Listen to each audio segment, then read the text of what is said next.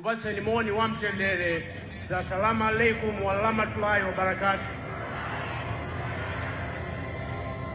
Mtima wanga wasweka, mtima wanga muliululu, kodi ndindani nditi mufuse hata ndikute.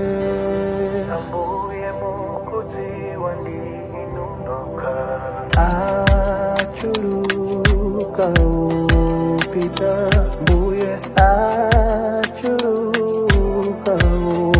ulila, kodi ndindani nditi tifuse hadi dontoze. Nesela kutilimbitana nendalila, sonzi osatani, achili mamaliza chikamu kumusiya mbere ya kudikira, achili makulibe. Muntu osalema olikonda dziko munali, zinchito zanu azigwire nondendani.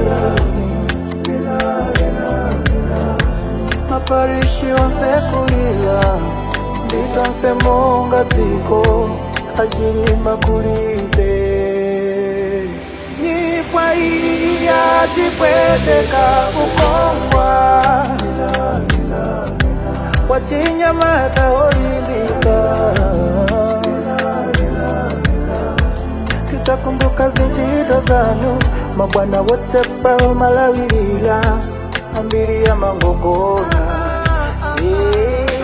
Osalema olikonda dziko munali,